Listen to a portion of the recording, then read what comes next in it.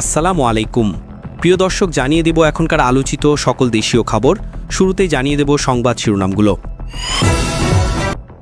বেগম খালেদা জিয়াকে দেখতে এভার কেয়ারে গেলেন প্রধান উপদেষ্টা।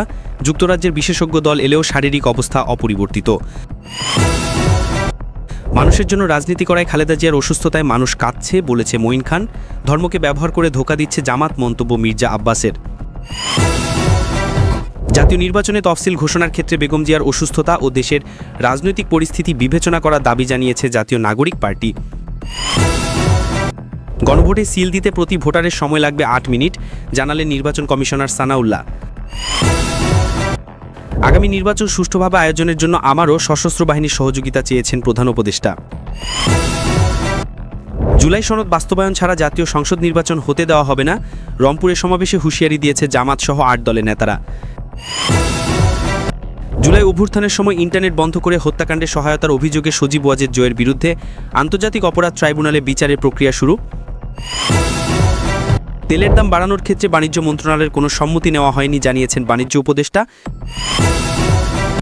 আশুলিয়া শিক্ষার্থীকে গণধর্ষণ ও ভিডিও ধারণের পর অর্থ আদায়ের অভিযোগে গণবিশ্ববিদ্যালয়ের 4 শিক্ষার্থীকে গ্রেপ্তার। প্রিয় দর্শক, এতক্ষণ দেখছিলেন সংবাদ শিরোনামগুলো, এখন জানাবো বিস্তারিত খবর। বেগম খালেদা জিয়াকে দেখতে এভার কেয়ারে গেলেন প্রধান উপদেষ্টা। যুক্তরাজ্যে বিশেষজ্ঞ দল এলেও শারীরিক অবস্থা অপরিবর্তিত। বিএনপি চেয়ারপারসন বেগম খালেদা জিয়ার স্বাস্থ্যের খোঁজ নিতে বুধবার সন্ধ্যায় রাজধানী এভার কেয়ার হাসপাতালে গিয়েছিলেন প্রধান উপদেষ্টা অধ্যাপক ডক্টর মোহাম্মদ ইউনুস। সন্ধ্যা 7টা 7 মিনিটে তিনি হাসপাতালে পৌঁছালে তাকে স্বাগত জানান বিএনপি মহাসচিব মির্জা ফখরুল ইসলাম আলমগীর। এ সময় প্রধান উপদেষ্টার সাথে ছিলেন জাতীয় নিরাপত্তা উপদেষ্টা খলিলুর রহমান। পরে প্রধান উপদেষ্টাকে বেগম জিয়ার শয্যাপাশে নিয়ে যান বিএনপি মহাসচিব। প্রধান উপদেষ্টা এই সময় সরকারের পক্ষ থেকে সব ধরনের সহযোগিতার আশ্বাস পুনর্ব্যক্ত করেন। উপস্থিত ছিলেন বেগম জিয়ার চিকিৎসক অধ্যাপক ডক্টর শাহাবুদ্দিন তালুকদার ও অধ্যাপক ডক্টর এজেডএম জাহিদ হোসেন সহ মেডিকেল টিম। এদিকে বেগম খালেদা জিয়ার চিকিৎসা সহায়তায় যুক্তরাজ্য থেকে বিশেষজ্ঞ চিকিৎসক ডক্টর রিচার্ড বিলি সকালে এভার কেয়ারে পৌঁছান। রাত 10টা 10 মিনিটে চীন থেকে আরও একটি চিকিৎসক দল এসে মেডিকেল বোর্ডের সাথে যুক্ত হয়েছে। সবাই সম্মিলিতভাবে সর্বোচ্চ চিকিৎসা দেওয়ার চেষ্টা করছেন।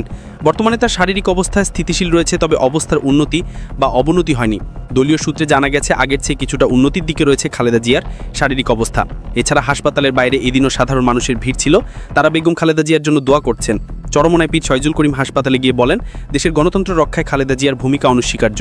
তিনি আল্লাহর কাছে দোয়া করেন আল্লাহ যেন তাকে সুস্থ করে আবার দেশের মানুষের খেদমত করার সুযোগ দেন।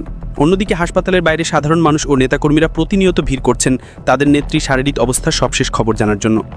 মানুষের জন্য রাজনীতি করায় খালেদা জিয়ার অসুস্থতায় মানুষ কাঁদছে বলেছেন মঈন খান। ধর্মকে ব্যবহার করে ধোঁকা দিচ্ছে জামাত, মন্তব্য মির্জা আব্বাসের। বিএনপি চেয়ারপারসন বেগম খালেদা জিয়ার সুস্থতা কামনায় বুধবার রাজধানীতে এক দোয়া অনুষ্ঠানের আয়োজন করে জাতীয়তাবাদী পল্লী চিকিৎসক অ্যাসোসিয়েশন। এ সময় বিএনপি স্থায়ী সদস্য আব্দুল মঈন খান বলেন, আওয়ামী লীগের আক্রোশের শিকার বেগম খালেদা জিয়া। তিনি কখনো নিজের কথা চিন্তা করেননি। নিজের জীবন বাজি রেখে গণতন্ত্র ও মানুষের জন্য সারা জীবন কাজ করে গেছেন। তিনি আরও বলেন, তিনি এমন একজন রাজনীতিবিদ যিনি কোনোদিন নিজের ভালোর কথা ভাবেননি, বাংলাদেশের কোটি কোটি মানুষের মঙ্গলের কথা ভেবেছেন। তাই বাংলাদেশের মানুষ ভালোবেসে তাকে 3বার প্রধানমন্ত্রী নির্বাচিত করেছে। মানুষের জন্য রাজনীতি করেছেন বলেই তার অসুস্থতার কথা শুনে চারিদিক স্তব্ধ হয়ে গেছে। কৃষক দলের আয়োজনে দলের কেন্দ্রীয় কার্যালয়ে চেয়ারপারসনের রোগ মুক্তির জন্য দোয়া আয়োজন করা হয়। সেখানে রুহুল কবির রিজভী বলেন, তার এই রোগাক্রান্ত অসুস্থতা ওই সরকারের কারণে, তবে জনগণের হৃদয় থেকে যে ভালোবাসা, শ্রদ্ধা ও আবেগ দেশনেত্রীর জন্য আজকে সারা দেশে প্রকাশিত হচ্ছে তা নজিরবিহর। এদিকে রাজধানীর সিদ্ধেশ্বরীতে একটি মেডিকেল ক্যাম্প উদ্বোধন করে বিএনপির আরেক স্থায়ী সদস্য মির্জা আব্বাস জামাতে ইসলামের সমালোচনা করেন। তিনি বলেন, জামাতে ইসলামের বড় ধাপ্পাবাজ, তারা আওয়ামী লীগের মতো রাজনৈতিক দল, তারা এখন ধর্মকে ব্যবহার করে মানুষকে ধোঁকা দিচ্ছে। মির্জা আব্বাস সবাইকে সতর্ক থাকার আহ্বান জানান। জাতীয় নির্বাচনে তফসিল ঘোষণার ক্ষেত্রে বেগম জিয়ার অসুস্থতা ও দেশের রাজনৈতিক পরিস্থিতি বিবেচনা করার দাবি জানিয়েছে জাতীয় নাগরিক পার্টি। বেগম খালেদা জিয়ার অসুস্থতা ও বিদ্যমান রাজনৈতিক পরিস্থিতি বিবেচনায় রেখে নির্বাচনে তফসিল ঘোষণা করতে কমিশনকে অনুরোধ জানিয়েছে জাতীয় নাগরিক পার্টি বা এনসিপি। বুধবার আগারগাঁও নির্বাচন ভবনে নাহিদ ইসলামের নেতৃত্বে 4 সদস্যের প্রতিনিধি দল প্রধান নির্বাচন কমিশনের সাথে প্রায় 1 ঘণ্টা বৈঠক করে। বৈঠক শেষে এনসিপির আহ্বায়ক নাহিদ ইসলাম সাংবাদিকদের সাথে কথা বলেন। তিনি বলেন, তফসিল দেওয়ার সময়টা যাতে রাজনৈতিক স্থিতিশীলতা থাকে এবং প্রত্যেকটা দলই যাতে নির্বাচনী যাত্রা শুরু করার একটা পরিবেশে থাকে সেই বিষয়ে কমিশনকে নজর দিতে হবে। তিনি বলেন, গণতন্ত্রের আপসী নেত্রী খালেদা জিয়া অসুস্থ রয়েছেন। বাংলাদেশের রাজনৈতিক অঙ্গনে একটি সংকটময় পরিস্থিতি চলছে। তিনি সংকটগুলো কাটিয়ে একটি সুন্দরভাবে তফসিল দিয়ে সবাইকে অংশগ্রহণের সুযোগ করে দেওয়ার আহ্বান জানান। দলটির মুখ্য সংগঠক নাসির উদ্দিন পাটোয়ারি অভিযোগ করেন, নির্বাচন কমিশনের সংস্কার কার্যক্রম বাধাগ্রস্ত করতে একটি দল আদালতকে ব্যবহার করছে। গণভোটে সিল দিতে প্রতি ভোটারের সময় লাগবে 8 মিনিট জানালেন নির্বাচন কমিশনার সানাউল্লাহ। নির্বাচন কমিশনার অবসরপ্রাপ্ত ব্রিগেডিয়ার জেনারেল আবুল ফজল মোহাম্মদ সানাউল্লাহ বলেছেন, দেশ কোন দিকে যাচ্ছে তা নির্ভর করছে আগামী নির্বাচনের উপর। তিনি জাতীয় নির্বাচন ও গণভোট একসাথে আয়োজনকে ইসির জন্য বড় চ্যালেঞ্জও মন্তব্য করেন। ত্রয়োদশ সংসদ নির্বাচনকে সামনে রেখে সাংবাদিকদের প্রশিক্ষণ কর্মশালার উদ্বোধন শেষে কমিশনার মোহাম্মদ সানাউল্লাহ জানান, গণভোটে পড়ে বুঝে সিল দিতে গেলে ভোটার প্রতি সময় লাগবে 7 থেকে 8 মিনিট। এটি বাস্তবতা উল্লেখ করে এই কমিশনার বলেন, চাইলেই ভোটকক্ষের সংখ্যা বাড়ানো সম্ভব নয়। তিনি বলেন, স্বচ্ছ নির্বাচনের জন্য সবচেয়ে বড় নিয়ামক হলো গণমাধ্যম। আগামীতে দেশ কেমন হবে তার একটি ভিত্তি হতে যাচ্ছে ফেব্রুয়ারি নির্বাচন, যার কোনো বিকল্প নেই বলে মন্তব্য করেন তিনি। আগামী নির্বাচন সুষ্ঠুভাবে আয়োজনের জন্য আবারও সশস্ত্র বাহিনীর সহযোগিতা চেয়েছেন প্রধান উপদেষ্টা doctor Mohammad Yunus. National defence course 2025-এর সমাপনী অনুষ্ঠানে তিনি সহযোগিতা চান। এ সময় তিনি জাতীয় নিরাপত্তা ও বৈশ্বিক তন্ত্রবাদ মোকাবেলায় এ ধরনের কোর্সের মাধ্যমে অর্জিত জ্ঞান কাজে লাগানোর আহ্বান জানান। তিনি সাবেক প্রধানমন্ত্রী ও বিএনপি চেয়ারপারসন বেগম খালেদা জিয়ার সুস্থতার জন্য আবারও দেশবাসীর কাছে দোয়া কামনা করেন।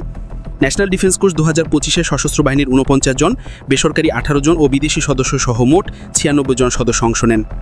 জুলাই সনদ বাস্তবায়ন ছাড়া জাতীয় সংসদ নির্বাচন হতে দেওয়া হবে না, রংপুরের সমাবেশে হুঁশিয়ারি দিয়েছে জামাতসহ 8 দলের নেতারা। জামাতসহ 8 দলের নেতারা বলেছেন, স্বাধীনতার পর যেসব রাজনৈতিক দল সরকার পরিচালনা করেছে তারা শুধু নিজের ও গুটি কয়েক মানুষের কল্যাণে কাজ করেছে, দেশের মানুষের জন্য নয়। বুধবার রংপুরের স্থানীয় কালেক্টরেট ঈদগাহের গোটা মাঠ ভরে ওঠে দলীয় নেতাকর্মী ও সমর্থকদের অংশগ্রহণে। 5 দফা দাবিতে জামাতে ইসলামী ও ইসলামী আন্দোলন সহ 8 দলের রংপুর বিভাগীয় সমাবেশে নেতারা এসব বলেন। তারা বলেন, 8 দল সরকার গঠন করলে দিন ও আখিরাতের কল্যাণে কাজ করবে। নেতারা অন্তর্বর্তী সরকারকে ওয়াদা ভঙ্গকারী অভিহিত করেছেন। তারা বলেন, গণ অভ্যুত্থানে হাসিস্ট বিদায় নিয়েছে, জুলাই যোদ্ধারা আত্মহতি দিয়েছেন।